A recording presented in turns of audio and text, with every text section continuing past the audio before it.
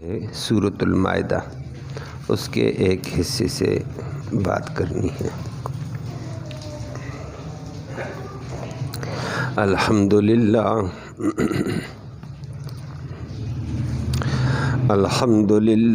عدد خلقہ ورضا نفسہ وزنۃ عرشہ ومداد کلماتہ والصلاۃ والسلام علی صفوۃ رسلہ وخیر خلقہ محمد وآلہ وصحبہ، اما بعد فاعوذ باللہ من الشیطان الرجیم، بسم اللہ الرحمن الرحیم۔ یا ایہا الذین آمنوا لا تحلوا شعائر اللہ ولا الشہر الحرام ولا الہدی ولا القلائد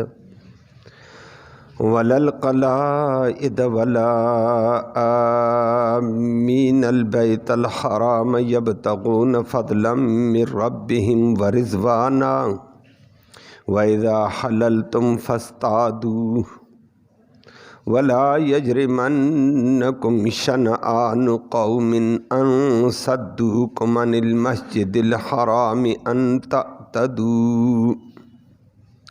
صدق اللہ العلی العظیم وبلغنا رسولہ النبی الامی الکریم۔ قابل صد تکریم معزز سامعین کرام، اس آیت سے متعلق دو درس آپ نے سماعت کیے تھے۔ آیت میں اللہ نے ایک تو حکم ارشاد فرمایا شاعر اللہ کی تعظیم بجا لاؤ، ادب بجا لاؤ، احترام بجا لاؤ، بے حرمتی نہ کرو۔ وہ تفصیل بھی اسی کے اندر حرمت والے مہینوں کا لحاظ رکھو، اور حرم کی طرف جانے والی قربانیوں کا بھی لحاظ رکھو، حرم کی طرف جانے والے بندوں کا بھی لحاظ رکھو۔ اور آج کی آیت کریمہ میں ایک حصہ ہے وَلَا يَجْرِمَنَّكُمْ شَنَآنُ قَوْمٍ أَن صَدُّوكُمْ عَنِ الْمَسْجِدِ الْحَرَامِ أَن تَعْتَدُوا۔ پہلے بھی آپ کے سامنے ذکر کیا، آیت میں شاعر اللہ کی تعظیم کا ذکر، نمبر 2 عدل و انصاف کرنے کا حکم۔ اسلام کا یہ ایک سنہری اصول ہے، زبردست عادلانہ نظام ہے اسلام کا۔ اللہ ہم سب کو اسلام پہ عمل کی توفیق نصیب فرمائے۔ اسلام نے کہا کہ انصاف کرنا ہے، عدل کرنا ہے، اپنا ہو یا بیگانہ، دوست ہے یا دشمن، انصاف، ظلم نہ کرنا، بیگانہ ہے ظلم نہ کرنا، دشمن ہے پھر بھی ظلم نہیں کرنا ہے۔ یہ نہیں ہے اپنوں کے لیے انصاف ہے اور دشمن کے لیے تباہی مچا دو، فرمائے بالکل نہیں۔ اسلام ایک عادلانہ نظام ہے، عادلانہ دین ہے، رحیمانہ دین ہے۔ اس کے لیے فرمایا ہر حال میں عدل، اور وہ آیت میں اللہ نے اسی کا ذکر کیا۔ کبھی کبھی کسی قوم سے دشمنی ہوتی ہے، رنجش ہوتی ہے، بغض ہوتا ہے، یا اس قوم نے ہمارے اوپر زیادتی کی ہوئی ہے، آج ہمارا ہاتھ پہنچ چکا ہے، تو اللہ نے فرمایا تمہارا ہاتھ پہنچ چکا ہے، یا تمہاری دشمنی، تمہارا بغض اپنی جگہ، انتقام لیتے وقت بھی ظلم اور زیادتی نہ ہونے پائے۔ دشمن ہے، انتقام لیتے ہو، ظلم نہ کرنا، زیادتی نہ کرنا۔ وَلَا يَجْرِمَنَّكُمْ، ہرگز تمہیں برنگہتا نہ کرے، ابھارے نہیں، شنآن قوم، کسی قوم کا بغض، کسی قوم کی عداوت۔ کیوں قوم سے عداوت ہے؟ ان صدوکم عن المسجد الحرام، کہ اس قوم نے تمہیں مسجد حرام جانے سے روکا تھا، آج تمہیں اقتدار ملا تو فرمایا ہرگز تمہیں اس قوم کا بغض، عداوت برنگہتا نہ کرے کہ ان تعتدوا، کہ تم اس پہ زیادتی کرو، ظلم کرو، یہ ہرگز نہ ہو۔ یہ لفظی ترجمہ تھا۔ اب شان نزول کے اعتبار سے بات سنو، پھر اسلام کا عادلانہ مذہب کیسا ہے۔ یہ آپ کے بھی علم میں الحمدللہ درس بھی سنتے رہتے ہیں، ایک مسلمان ہے تھوڑا بہت دین سے واقف۔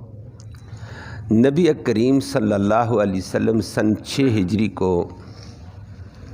عمرے کی نیت سے مدینہ منورہ سے روانہ ہوئے، 1500 صحابہ کرام کے ہمراہ کہ عمرہ کریں گے۔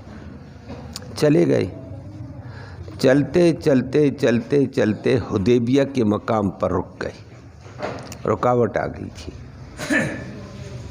آ گئے، مکہ والوں سے مذاکرات کیے ہیں کہ مکہ والوں سے بدر، احد، خندق کی لڑائیاں ہو چکی تھی بڑی بڑی، تو مکہ کے اوپر ہولڈ تھا کفار قریش کا، انہی کا کنٹرول، انہی کی سیاست، انہی کی قیادت چلتی تھی۔ انہوں نے نبی کریم صلی اللہ علیہ وسلم اور صحابہ کو کہا ہم آپ کو مکہ میں ہرگز داخل نہیں ہونے دیں گے، جی ہم احرام باندھ کر کے آئے ہوئے ہیں۔ کہا کوئی احرام کا لحاظ نہیں کریں گے، وگرنہ آپ نے اس سے پہلے آیت میں سن لیا کہ بیت اللہ کا قصد کر کے جانے والوں کا بھی لحاظ رکھو، زیادتی نہ کرنا۔ اور عرب والے نہیں کرتے، لیکن اس وقت ضد میں آئے ہوئے ہیں، کہتے ہیں محمد اور محمد کے ساتھیوں کو آگے نہیں چھوڑیں گے، ڈٹ گئی۔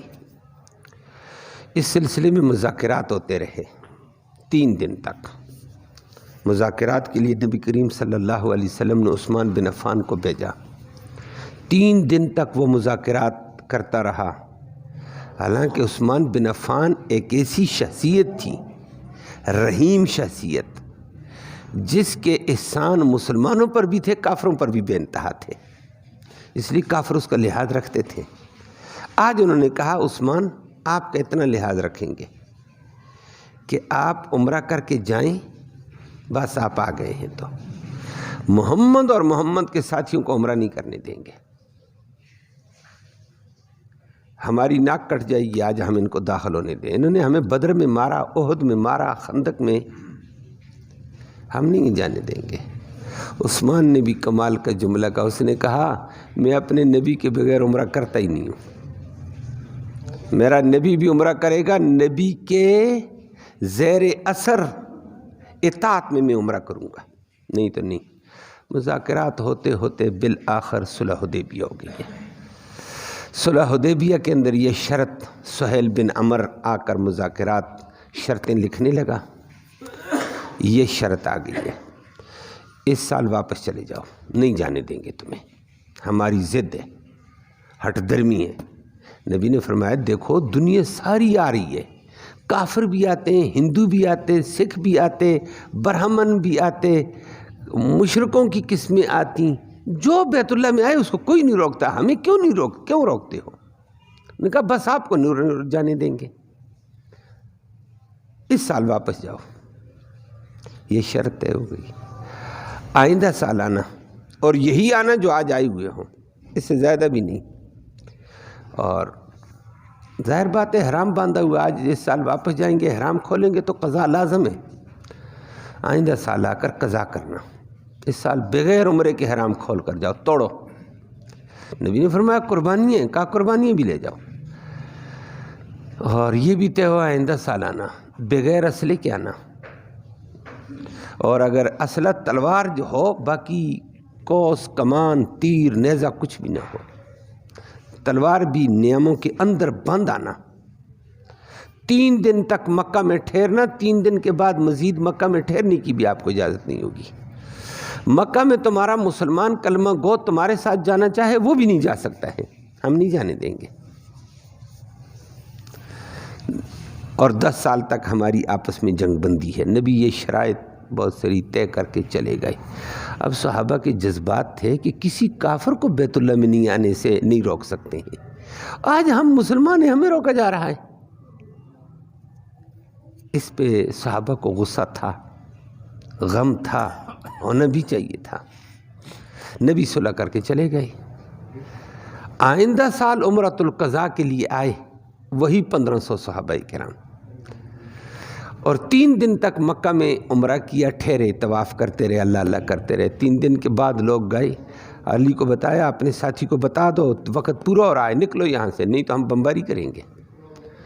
نبی کو بتایا، نبی نے فرمایا مجھے بھی پتہ ہے، میں وعدے کے ہم لوگ پکے ہیں، ہم وعدے کی بے وفائی نہیں کرتے ہیں، غدار نہیں ہیں ہم۔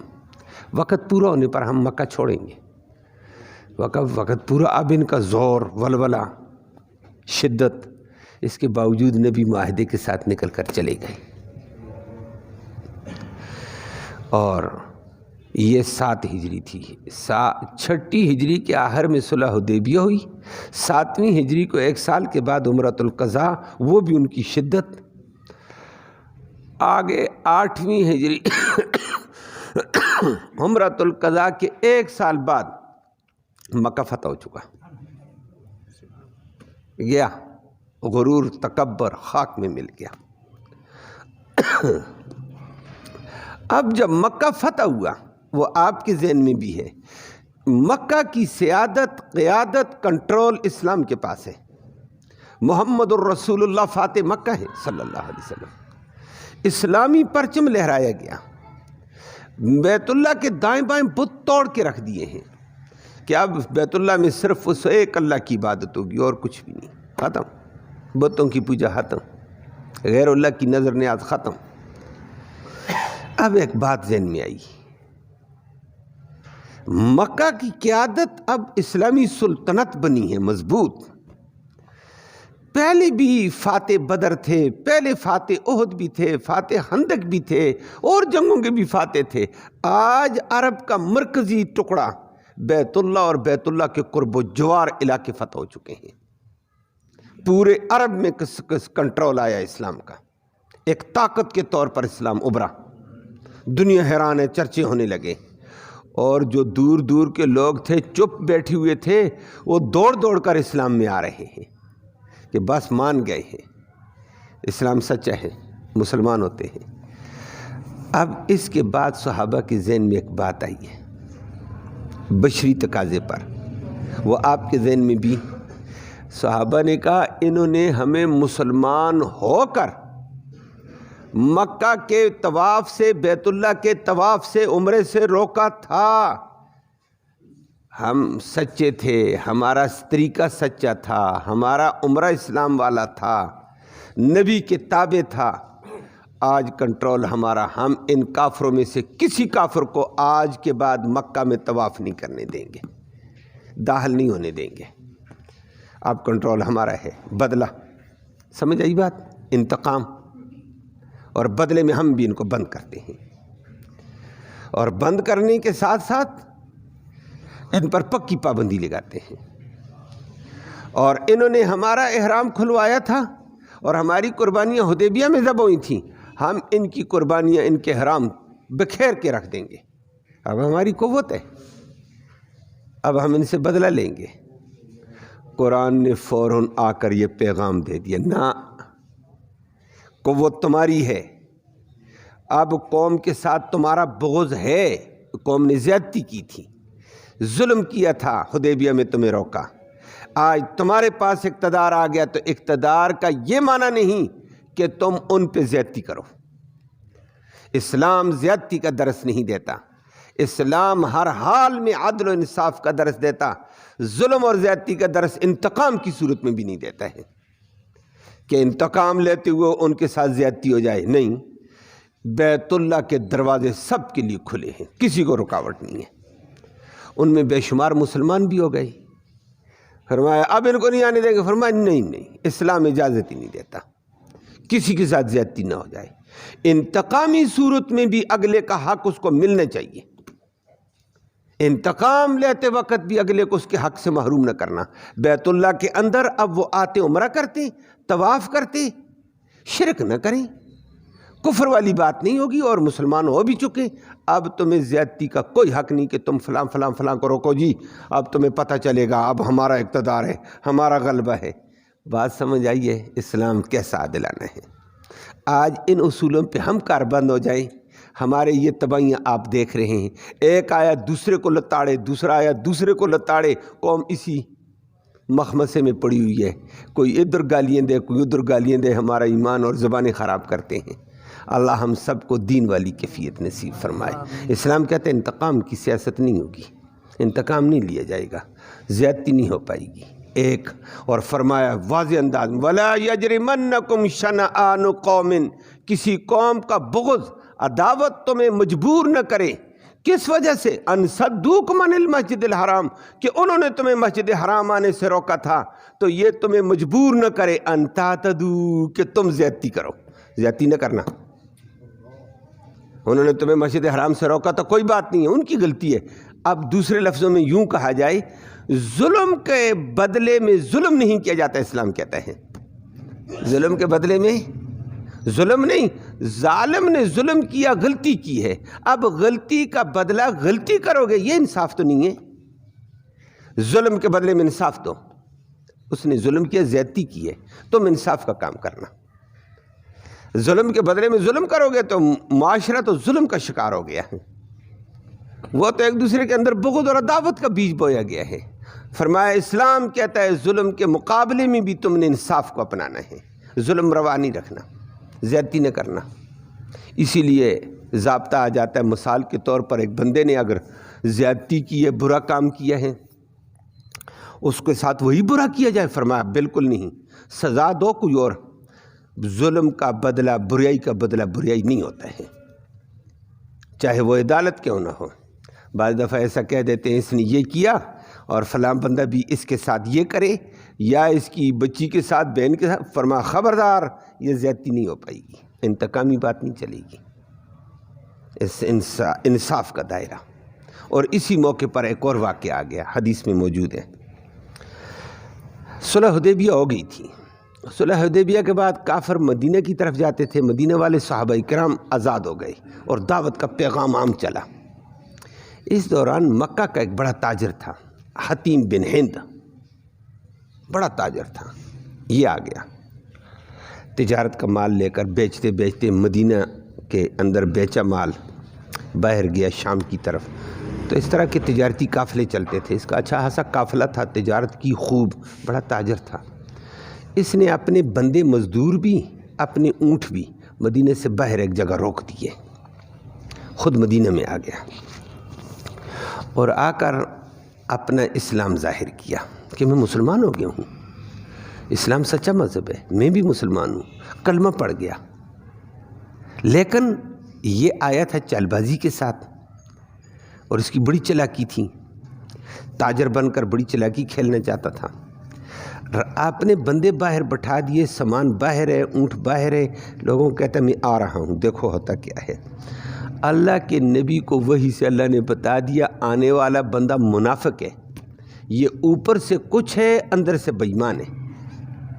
نبی کریم صلی اللہ علیہ وسلم ایسے کلاس لگی ہوئی تھی، بتا دیا بھائی اللہ نے مجھے وحی سے بتایا آنے والا بندہ خطرناک ہے اور منافق ہے۔ تھوڑی دیر کے بعد یہی حتیم بن ہند آ گیا، آ کر بیٹھا، دو زانو ہو کر بیٹھا، چرب اللسان، میٹھا بنا، اور جی اسلام سچا مذہب ہے، بڑی غلطیاں ہو گئی ہیں، اس سے دور رہ گئے، یہ ہوا وہ ہوا، اپنا اسلام ظاہر کیا، میں اب پکا مسلمان ہوں۔ پکا مسلمان ہے تو نبی کریم صلی اللہ علیہ وسلم کو وحی سے ہو گیا، لیکن نبی کافر اور منافق سے بھی رحیمانہ انداز اختیار کرتے تھے۔ نبی نے رحیمانہ انداز اختیار کیا، صحابہ نے اس کا اکرام کیا، کھانے کھلائے، بڑا اکرام کیا، بٹھایا، رات کو سلایا، ایک دو دن رہا۔ 2 دن کے بعد جی بس میں جا رہا ہوں تو میں مکہ سے ہو کر آؤں گا، پھر میرا قافلہ کہیں رکا ہوا ہے۔ نبی کریم صلی اللہ علیہ وسلم فرمایا ٹھیک ہے جاؤ۔ ایسے کہہ دیا، جاتے وقت باہر راستے میں مسلمانوں کے، نبی کریم صلی اللہ علیہ وسلم کے بھی اونٹ چل رہے تھے، سار ان اونٹوں کو بگا کر لے گیا، آیا اسی لیے تھا، دھوکہ دے کر اونٹ بگائے۔ نبی کریم صلی اللہ علیہ وسلم کے بیت المال کے مسلمانوں کے اونٹ وہاں کافی سارے تھے، وہ بگائے، اپنے اونٹوں کے ساتھ ملایا، اپنے مزدوروں کا لے جاؤ بھائی بھاگو، مال ہمارا ہے، مسلمانوں کے آنے سے پہلے مدینہ مکہ پہنچا دو۔ اچھا خاصا مال لے کر چلا گیا۔ یہ صلح حدیبیہ کے بعد کی بات ہے۔ نبی کریم صلی اللہ علیہ وسلم کو بعد میں پتہ چلا کہ وہ تو اس کا قافلہ باہر رکا ہوا، بندے روکے ہوئے تھے، وہ سارے اونٹ ہنکا کر لے گئے ہیں۔ صحابہ کو بڑا غصہ آیا، اوپر سے مسلمان اندر سے بے ایمان، ہمیں دھوکہ دے گیا، اس دھوکے کا انتظام کریں گے۔ تو دھوکے کا انتقام ہوتا ہے نا، انتقام میں بندہ آگے نکل جاتا ہے۔ اب اگلے سال عمرۃ القضاء کے لیے نبی کریم صلی اللہ علیہ وسلم جا رہے ہیں. عمرۃ القضاء کے لیے نبی کریم صلی اللہ علیہ وسلم کا قافلہ جا رہا ہے. یہ ظالم بھی مکہ سے باہر اس نے اپنے اونٹ روکے ہوئے اپنے نوکر چاکر ادھر ہی پالے ہوئے تھے.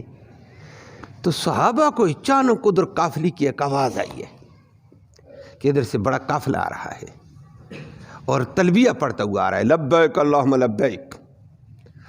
صحابہ نے دیکھا کھڑے ہو کر یہ حتیم بن ہند اور اونٹ وہی سارے ہیں جو مکہ مدینہ سے چوری کیے، آج ان کو حرم میں ذبح کرنے کے لیے لا رہا ہے قربانی کے طور پر. حرم کی قربانی کو میں نے پرسوں کہا حدی کہتے ہیں. صحابہ نے دیکھا اونٹ ہمارے، ظالم کر گیا چوری، آج آگے حرم میں کوئی قربانیاں کرتا ہے یہ. اب ہمارا کنٹرول ہے اور ہماری تعداد بھی ادھر زیادہ، یہ کیا کر سکتا ہے ہمارے ساتھ. اور صحابہ نے نبی کریم صلی اللہ علیہ وسلم ظاہر کیا اللہ کے نبی اونٹ بھی اپنے پکڑتے ہیں، بندے کو بھی پکڑتے ہیں، اور اس کے نوکر چاکر جو اس کے ساتھ غنڈے لگے ہوئے ہیں، اس کے نوکر چاکروں سے تعاون، سب کو سرعام قتل کرتے ہیں ہم. اس نے بڑا دھوکہ دیا ہمیں، اسلام کو دھوکہ دیتا ہے. اب اس نے چوری کی، چوری کے بدلے میں اس کو انتقام لیا جائے، مارا جائے اس کو. اللہ اکبر. اللہ نے فرمایا نہ صحابہ، اس نے چوری کی تو تمہارا مال چوری کیا نا، مال تمہیں مل گیا ہے، مال مل گیا تمہیں، لیکن مال تمہاری گرفت میں اس وقت آیا جب وہ آ کر حرم میں پہنچ گیا ظالم، اور حرم میں قربانی کے نام سے آیا ہوا ہے. اب بندے کو قتل نہیں کرنا ہے کہ انصاف کا تقاضا کرنا ہے، جو انصاف کہتا ہے وہ کرنا ہے. دشمن دھوکے باز ہے، غدار ہے، لیکن کرنا انصاف. اپنے اونٹ لے لو، بندے قتل نہ کرنا، اس کے نوکروں کو قتل نہ کرنا، اس کے چاکروں کو قتل نہ کرو. وہ تو خود نوکروں کو کہا میرا مال ہے، نوکروں بیچاروں کو کیا پتا تھا، ان کو شبہ تو ہو گیا تھا مال گڑبڑ کا ہے. فرمایا زیادتی نہ ہو پائے. کہا ہمارا غصہ ہے، ہم اس کو بھی مارتے ہیں، اس کے خاندان کو بھی مارتے ہیں، آج ہمارا اقتدار ہے. فرمایا نہ، اقتدار آ جائے تو اس کا یہ معنی نہیں ہے کہ انتقام کے اندر تم ظلم اور زیادتی کر جاؤ. اسلام ظلم اور زیادتی کا درس نہیں دیتا ہے، درگزر کا. فرمایا آج تمہیں اقتدار ملا، درگزر کر دو نا، انصاف کرو. اس نے ظلم کیا، تم انصاف کرو، انصاف جو چاہتا ہے وہ کرو. تو گویا کہ اسلام نے ہر حال میں عدل کا درس دیا. انتقام کے دوران بھی فرمایا زیادتی نہ ہو پائے. اور اللہ ہمیں معاف فرمایا، ہمارے پاس تو طاقت آ جائے، انتقام آ جائے، ہم بندے کو زندہ نہ چھوڑیں. اسلام نے کہا نہیں. اور فرمایا وَلَا يَجْرِمَنَّكُمْ شَنَآنُ قَوْمٍ، کسی قوم کا بغض تمہیں مجبور نہ کرے، ان تعتدوا، کہ تم ظلم اور زیادتی کرو. بغض کی وجہ سے ایسے نہ کر دینا. بغض اپنی جگہ، دعوت اپنی جگہ، انصاف اپنی جگہ ہوگا. ظلم زیادتی ہاتھ میں کبھی بھی آپ کے ہاتھ سے نہ جائے. اور نبی کریم صلی اللہ علیہ وسلم نے یہ آیت سنائی نا، آگے تھے صحابہ، اس نے کہا بس اللہ کے نبی، ہمارے اونٹ گئے، ہم اونٹ بھی اس سے نہیں لیتے ہیں. جا، انصاف کی بات قرآن کہتا ہے کہ ظلم کے بدلے میں انصاف ہو، درگزر، ہم درگزر کرتے ہیں. بندہ بھی چھوڑ دیا، اس کے مجرم بھی چھوڑ دیے، اس کے اونٹ بھی چھوڑ دیے، اور اس کو بتایا اونٹ قربانی آپ کی ہوتی نہیں ہے، آپ غیر کے مال کو قربانی کرتے ہیں. غیر کے مال کی قربانیاں نہیں ہوتی ہیں، اونٹ ہمارے اور ذبح آپ کر رہے ہیں یہاں. اور فرمایا قربانی ہوتی نہیں، لیکن صحابہ نے کہا میرا درگزر، ہم چھیڑتے بھی نہیں. اور مکہ فتح ہوا. اب نبی نے ارادہ کیا، صحابہ نے ارادہ کیا کہ بعض لوگوں پر پابندی لگاتے ہیں جو ہمارے ساتھ زیادتیاں کرتے ہیں، مکہ میں خبردار مت داخل ہونا. اسلام نے کہا نہ، زیادتی نہ کرنا، کھلے عام اجازت کہ زیادتی کسی کے ساتھ نہ ہو پائے. اللہ ہم سب کو یہ وصف نصیب فرمائے. آج ہمارا ماحول کہاں پہنچا ہوا آپ سارے جانتے ہیں. جی انتقام ہے نہ، انتقام کا معنی یہ ہے کہ زیادتی نہ ہو پائے، انتقام میں بھی زیادتی نہ ہو پائے. اسلام یہ کہتا ہے کہ جتنا جرم اس جرم کی سزا ہی ہو بس، بلکہ مقابلے میں عدل کر کے اگلے کو مجبور کر دو کہ واہ بندے کے پاس اقتدار بھی ہو اور ہمیں کچھ نہیں کہا ہے. اور اللہ کے نبی کا یہی تھا.